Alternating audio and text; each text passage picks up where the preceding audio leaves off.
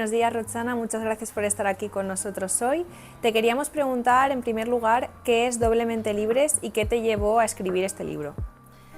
Doblemente Libres, los caminos de las mujeres hacia la libertad, es un libro que busca explicar a un amplio espectro de nuestra sociedad por qué un marco de ideas de la libertad, un marco institucional donde las reglas, el Estado de Derecho, la democracia liberal es el mejor escenario para que las mujeres alcancemos todo nuestro potencial, tengamos nuestra propia autonomía, construyamos nuestros propios proyectos de vida en libertad y sin deberle nada ni a una figura paternal masculina, ni tampoco a una figura intervencionista que nos guíe como es el gobierno de un Estado.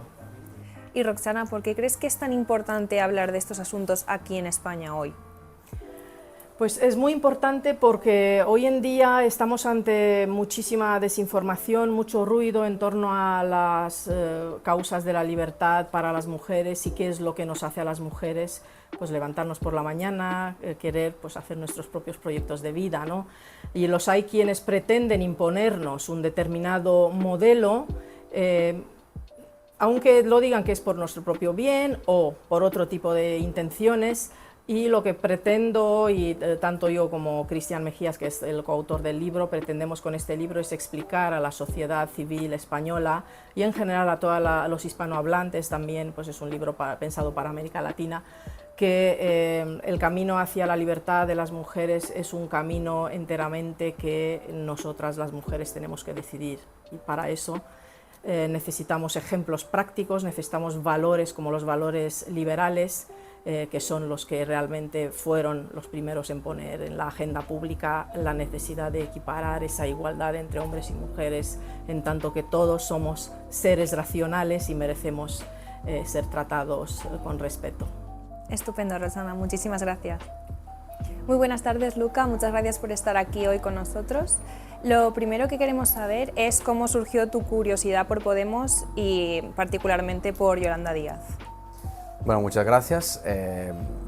Surgió porque yo he trabajado en varios medios de comunicación y cuando estaba en el diario El País, pues cubría el Ayuntamiento de Madrid, que entonces estaba Manuela Carmena, de alcaldesa, y la ventana de Madrid me permitió ver Podemos por otro lado, es decir, era una pequeña ventana indiscreta sobre Podemos, porque no cubría Podemos, pero claro, Manuela Carmena tenía mucho que ver con Podemos.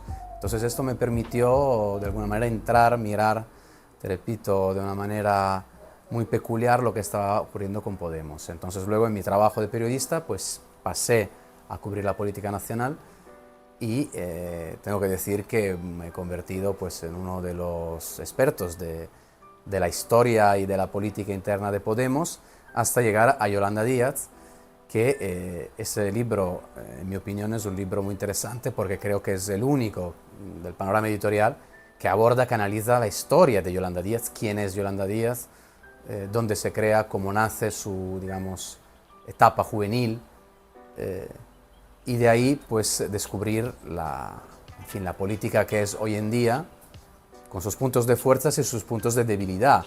Pero si alguien de verdad quiere conocer esta política, saber dónde quiere llegar, saber por qué hace lo que hace y también si realmente es una traidora de Podemos, pues tiene que aprovechar este libro y leerse. ¿Cuáles crees que son los puntos fuertes de Yolanda y los puntos débiles?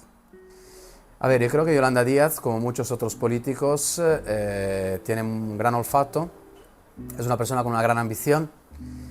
Y ambición lo digo en el sentido bueno del término, o sea, tenemos que acostumbrarnos a que en la vida tener ambición es bueno, no malo, no tenemos que ser una sociedad de resentidos, o sea,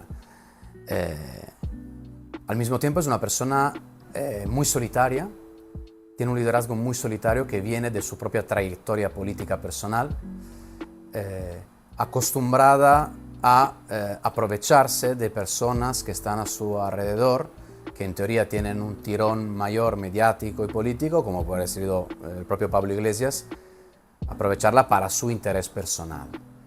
gran calculadora, persona muy hábil en las negociaciones, en diferentes negociaciones, lo hemos visto en el gobierno, con los empresarios, con los sindicatos, con sus ex amigos políticos de Podemos, y es una persona que no ha llegado donde ha llegado como para decir, bueno, hasta aquí me va bien. O sea, tenemos que pensar que su ambición, su idea de fondo es ser la primera presidenta del gobierno. A ver si lo logra. Y por último, ¿por qué crees que es importante para la ciudadanía española conocer tanto la trayectoria de Podemos como la figura de Yolanda Díaz que describes en tus libros? A ver, yo creo que, fíjate que estos libros, claro, son libros, en este caso el de Yolanda Díaz, los otros de Podemos, uno puede decir, ya, pero a mí no me interesa Yolanda Díaz, no me gusta políticamente, no me gusta Pablo Iglesias, no quiero saber nada de ellos. Pues error.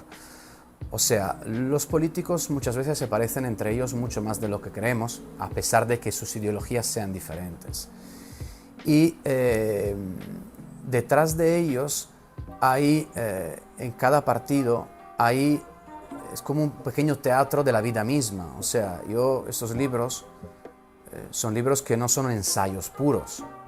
O sea, no los he escrito como un ensayo, porque he hecho, en fin, muchos trabajos universitarios, sé que los ensayos a veces pueden cansar, bueno, o sea, a veces son buenos, pero eso es casi un thriller político, son thrillers políticos fácticos, hechos sobre la realidad, lo que realmente ha ocurrido, y que nos desvelan personajes, nos desvelan su personalidad, y nos desvelan también, si quieres, el lado oscuro de la política de hoy en día.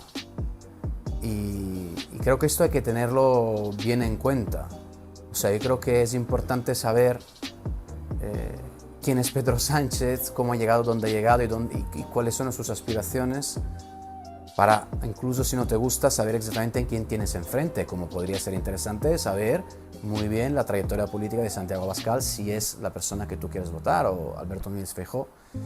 Y Yolanda Díaz es una protagonista de la historia de España, como Pablo Iglesias lo es. Son personas que tendrán un capítulo en la historia contemporánea de este país, y conocerlo solo te puede aportar algo como lector. Estupendo, Luca, pues muchísimas gracias. Muy buenas tardes, Jacobo, un placer que estés aquí con nosotros. En primer lugar, queríamos saber qué es libertad, capitalismo y búsqueda de la felicidad. Muchas gracias, Bianca.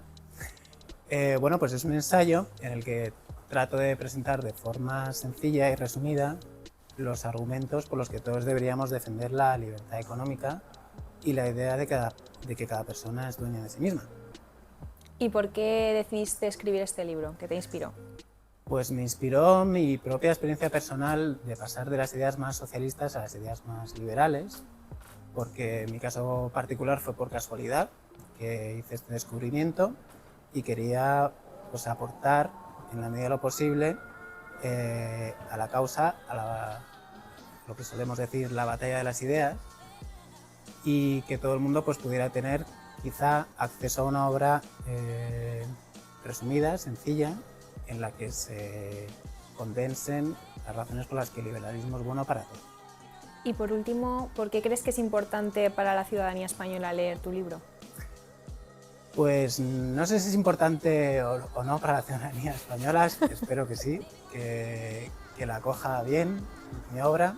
En cualquier caso, creo que nunca viene mal, con el bombardeo que nos están dando desde el otro lado, pues plantear un poco la batalla, ¿no? Y decir que hay otras ideas distintas a las que solemos escuchar habitualmente, y que al final, creo, la forma en la que todos podemos prosperar y llevar a cabo nuestro propio plan de vida es en una sociedad que sea cuanto más libre, mejor. Fenomenal, muchísimas gracias, Jacobo. Muy bien.